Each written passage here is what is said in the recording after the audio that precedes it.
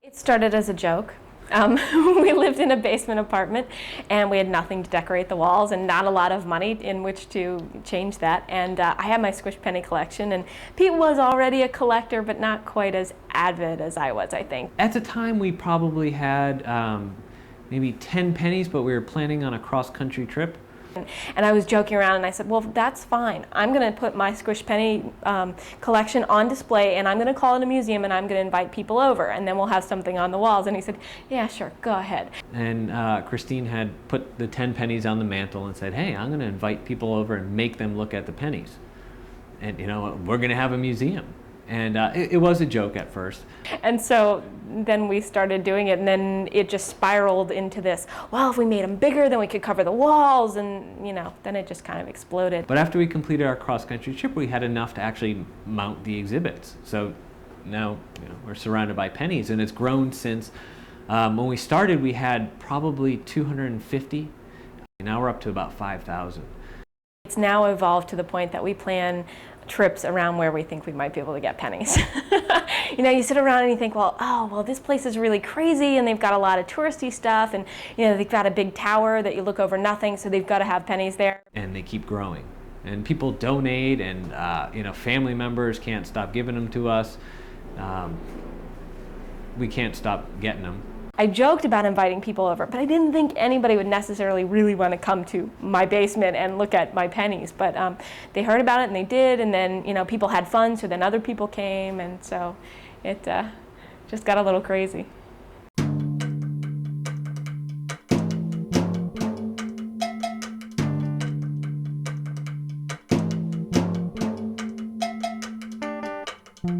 I got started collecting Squished pennies in 1990. I was on a college trip in New York City, and believe it or not, I'd actually never really seen them before. But there was a guy outside of Central Park Zoo, and he had like a hand crank machine, and you know, it sort of seemed shady. You know, it's New York anyway, and so he's standing there. He's like, "Hey, I'll make you a souvenir for $1." And I thought, well, all right, I guess I'll give it a shot. And I got it, and I only got one of them. He had 4 designs, and I went back to my hotel that night and I thought, this is just the coolest. I don't know what it is about it, but it is just so cool. So I went back the next day and he was gone, so it sort of added to that whole mystery. So I hung on to that one for several years before I found other ones, but it was like, because it was so mysterious and exciting, that I think I really liked it. And then once I found that they were readily available, well then, you know, it was just all over. I had to get everyone I saw. Well, people will hear us word of mouth. They might read about us in a newspaper article or visit our website. So then they'll want to make the plunge. They'll call us up and we'll make an appointment. And then we set up a mutual date and time, and then they arrive. And greeting them are 250 pennies from the roadside that they'll find today. We also have literature. We have some dies, some old dies. We have 2 machines that they can squish on. And we have an older display of World's Fairs pennies, so they can see all the way back to 1893, right up to contemporary pennies.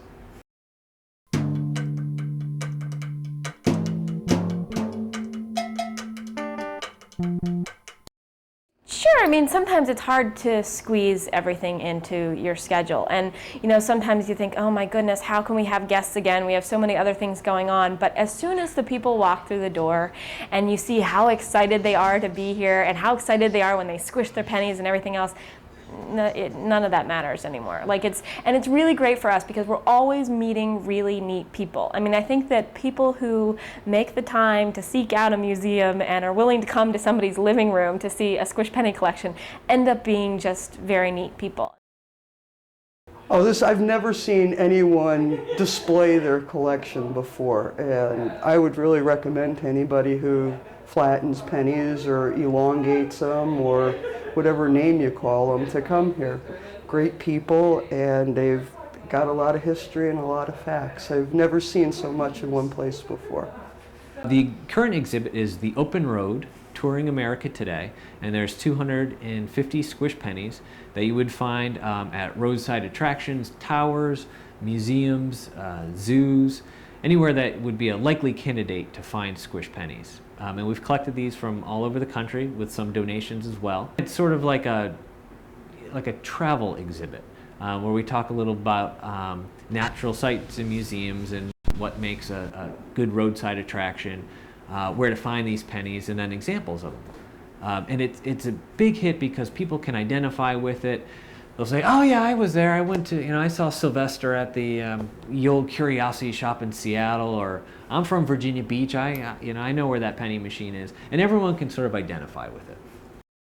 Except for at the Squished penny machines, you never meet anybody to talk with or talk about your collection. Lots of times at the flea markets, they just think you're nuts that you'll pay $1 for a penny. So it is nice to see other people. When you're pushing a Squished penny, right? Yeah, it's free. Oh, look at my Squished penny. Touch it. We always graciously accept donations. And if we have the coin already, and the donation is not a better example of it, because sometimes they squish off or they're not quite centered, and we'll take the best looking one. But the other one we'll put into a trade pile so that when the kids come over, and kids are great visitors and they're very excited and they want to trade and they want different ones. So we'll trade out of the trade pile or just give it to them. So people's donations, though it might not remain in the museum, it still becomes part of the museum because it gets traded with a guest who then may trade something else. And so we like donations, and we appreciate them, and we make sure that they at least stay in the penny community.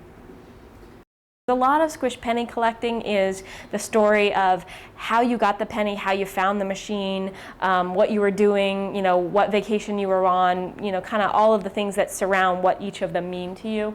Or if you traded it, who you traded it with and when and all that stuff. So people come in and share stories. And then we squish. And that's, probably really what they come for. But everybody spends time squishing. And some people, it's interesting, they have really wonderful self-restraint. And we have, a lot of times we have the die that has 4 designs on it. And they'll come in and they'll say, "No, I only ever get one Squished penny from a place I go, so I'm just going to squish one."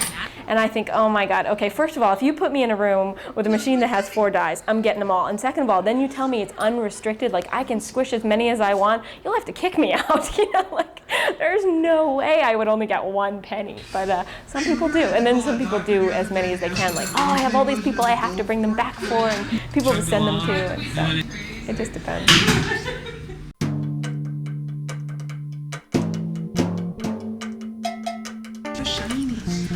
A penny machine works by, it has 2 steel rolls, and then there's pressure that keeps the space between the rolls, and then you have a mechanism either motorized or by your hand to push it through those 2 steel rolls and squish out the penny. It's based on the principle of what jewelers use to stretch out wire. There are a lot of special ones or a lot of weird ones. Probably one of the most special ones that we have is one that I had made for Christine, and it says, "Will you marry me?" And that's how I had proposed to her.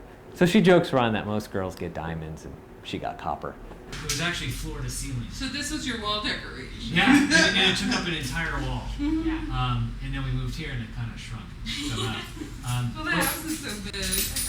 I mean, we're kind of the epitome of the interactive museum. People interact with us the entire time that they're here. We're their guides through the museum. We share stories with them. They share stories with us. We show them how to squish. We show them how it works. So it's about the interaction. And so I guess that's why it's still in our living room, is because it's part of us. We have a very strong mission statement that we're dedicated to the creation and collection of Squished pennies for the fun-oriented public. So when you come here as well, it's just not just a stagnant collection of goodies, but it really is an educational and fun opportunity for people. People squish pennies as souvenirs, I think partially because they make them themselves. It's a work of art that they make and create. It's not, you go and buy a ball cap or you go and buy a coffee mug and you've just bought it and you bring it home and it collects dust. But when you get a Squished penny, not only is it only 51 cents, but you've made it. Like, you've cranked the crank, you've put the money in, you've chosen which one, all of that stuff. So it's your personal souvenir. And so the museum is a very personal museum. And I think people like that. Thanks for coming. Thanks so much.